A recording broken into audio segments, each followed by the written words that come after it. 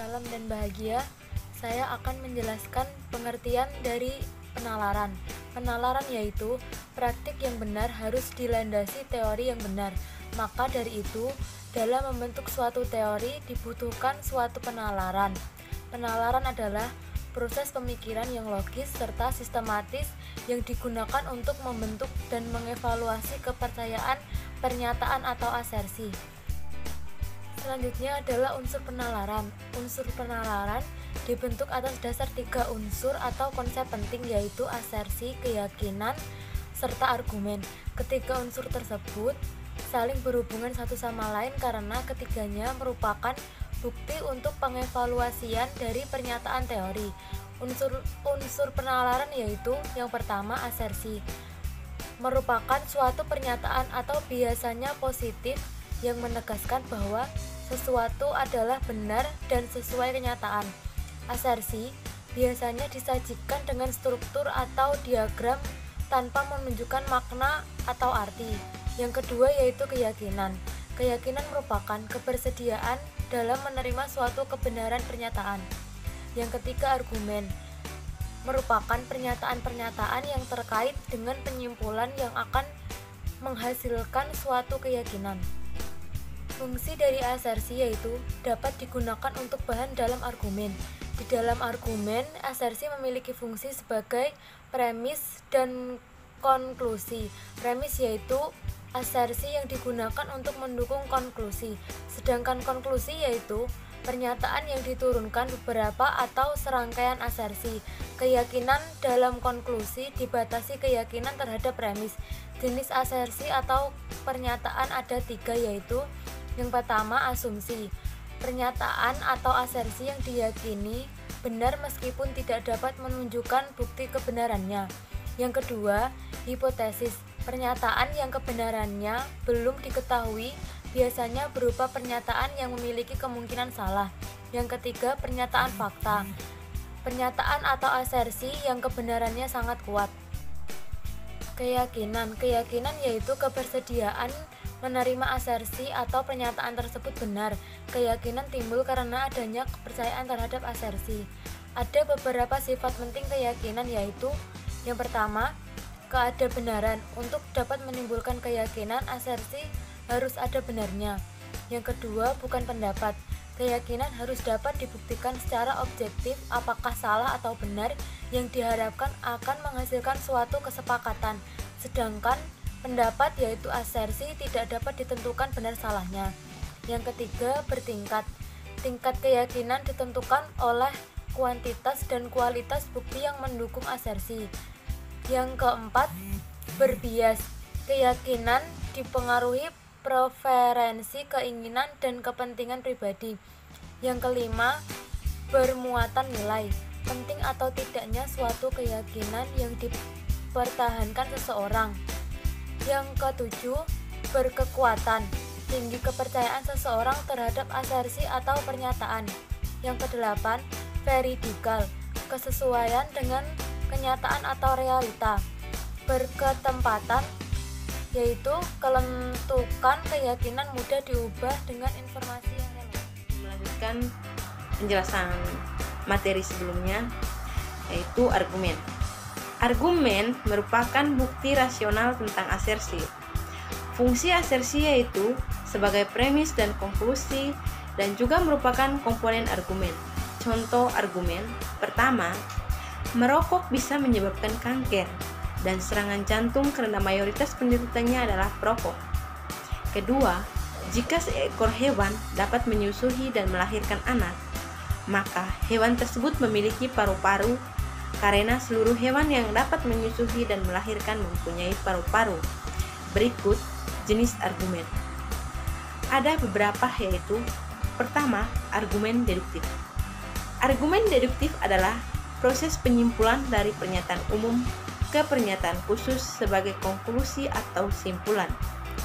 Dalam penalaran deduktif, kebenaran premis menjamin kebenaran konklusif asal penalarannya logis. Salah satu bentuk penalaran yang logis yaitu silogisme. Ada 3 tahap dalam penalaran deduktif, antara lain penentuan premis mayor, Kedua, proses deduktif atau penerapan konsep dalam menghadapi situasi khusus. Ketiga, penarikan simpulan konklusi secara logis dan dalam bentuk tertentu. Keempat, kriteria validitas konklusif atas dasar penalaran deduktif, yaitu kelengkapan, kejelasan, kesahihan, dan keterpercayaan. Argumen induktif. Argumen induktif adalah kebalikan dari argumen deduktif. Penalaran induktif berawal dari pernyataan khusus ke pernyataan umum, dan kebenaran premis tidak menjamin sepenuhnya kebenaran konklusif. Kebenaran konklusi tersebut hanya dijamin dengan tingkat keyakinan tertentu, sehingga asersi ilmiah pada penalaran induktif yaitu sebagai hipotetis, bukan pernyataan yang fakta. Ketiga, argumen dengan analogi. Argumen dengan analogi atau non-deduktif lainnya yaitu argumen dengan analogi. Analogi adalah bentuk pembuktian atau penjelasan dalam memberi keyakinan pada asersi konklusi. Dengan analogi, kemiripan atau kesamaan merupakan basis untuk menurunnya simpulan. Keempat, argumen sebab akibat atau penyebab. Argumen sebab akibat atau penyebab mempunyai tujuan memberi keyakinan bahwa suatu gejala yang terjadi karena disebabkan gejala yang lain, atau adanya perubahan suatu variabel yang disebabkan variabel tertentu, karena penyebab atas sebab akibat antara lain. Pertama, hanya terjadi jika ada perubahan faktor sebab atau faktor akibat. Kedua, adanya pengaruh dari suatu faktor ke faktor lainnya atau adanya urutan kejadian atau peristiwa. Keempat, tidak ada faktor lain selain faktor sebab akibat diamati. Baik, yang berikutnya mengenai penalaran induktif di dalam akuntansi. Di dalam akuntansi digunakan untuk menghasilkan pernyataan umum menjadi suatu penjelasan terhadap gejala akuntansi. Pernyataan umum tersebut berasal dari hipotesis yang diajukan dalam penelitian empiris. Jika bukti yang empiris konsisten dengan generalisasi, maka generalisasi itu menjadi teori yang valid dan mempunyai prediksi tinggi. Generalisasi yaitu menyimpulkan karakteristik populasi berdasarkan karakteristik atau ciri sampel melalui pengujian statistik. Dalam penalaran ada itu kecohan. Kecohan atau bisa disebut juga salah nalar, yaitu argumen yang dapat membujuk serta dianut orang banyak, walaupun penalarannya ada kesalahan atau cacat. Kecohan dapat terjadi karena salah logika atau akibat stratagem. Stratagem sendiri yaitu cara untuk pendekatan meyakinkan orang dengan cara selain mengajukan argumen yang valid atau masuk akal. Stratagem dapat mengandung kebohongan. Biasanya digunakan untuk mementingkan suatu posisi, bukan solusi, seperti memaksakan kehendak, membujuk orang meyakini sesuatu, atau menjatuhkan lawan dalam suatu perselisihan atau debat. Namun, argumen yang valid tidak selalu membujuk.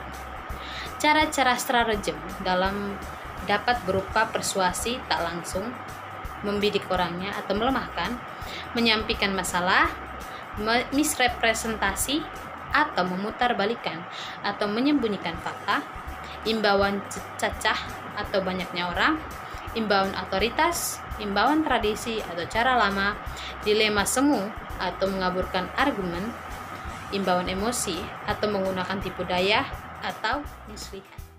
Salah nalar dapat terjadi karena penyimpulan yang tidak diterapkannya penalaran yang valid atau struktur dalam proses penalarannya keliru. Ada beberapa bentuk salah nalar, antara lain menegaskan konsekuen, menyangkal anteseden, pentaksaan, perampatan lebih, parsialitas, pembuktian dengan analogi, merancukan urutan kejadian atau peristiwa dengan penyebab sebab akibat, menarik kesimpulan pasangan. Perubahan keyakinan argumen dapat menyangkut dua aspek, yaitu aspek manusia dan aspek arsesi. Ada beberapa aspek manusia yang dapat menjadi penghalang atau hambatan dalam pengembangan ilmu serta penalaran. Yang pertama, penjelasan yang sederhana. Rasionalitas menuntut penjelasan yang sesuai dengan fakta. Namun, keinginan untuk memperoleh penjelasan yang sederhana akan menimbulkan orang tersebut puas, sehingga menjadikan orang tersebut tidak kritis dalam menerima suatu penjelasan. Yang kedua, kepentingan mengalahkan nalar. Penghalang untuk bernalar sering muncul akibat memiliki kepentingan sesuatu yang harus dipertahankan. Kepentingan yang sering memaksa orang untuk memihak posisi, walaupun posisi atau keputusan tersebut sangat lemah dari segi argumen. Yang ketiga, sindrom tes klinik. Sindroma menggambarkan seorang merasa atau bahkan yakin bahwa terdapat ketidakberesan atau keanehan dalam tubuhnya, dan ia juga tahu apa yang terjadi, pengetahuannya tentang suatu penyakit. Yang keempat, mentalitas Joko Tingkir, yaitu mengubah skenario yang sebenarnya terjadi atau realita untuk mendapatkan sesuatu. Mentalitas Joko Tingkir bisa menghambat terjadinya argumen yang sehat. Yang kelima, merasionalkan daripada menalar, sehingga argumen berjalan baik. Penalaran paling tidak memiliki pengetahuan atau wawasan yang cukup baik. Kurangnya wawasan atau pengetahuan dapat menjebak orang akan memilih stratagem daripada argumen yang layak. Apabila terlanjur mengambil keputusan yang salah, maka orang cenderung melakukan rasionalisasi tanpa mempertimbangkan argumen. Yang keenam, persistensi. Persistensi adalah gejala psikologis atau tindakan manusia untuk terpaku pada makna suatu simbol atau objek, kemudian membuat orang tidak dapat melihat makna suatu objek alternatif. Demikian presentasi kami. Salam.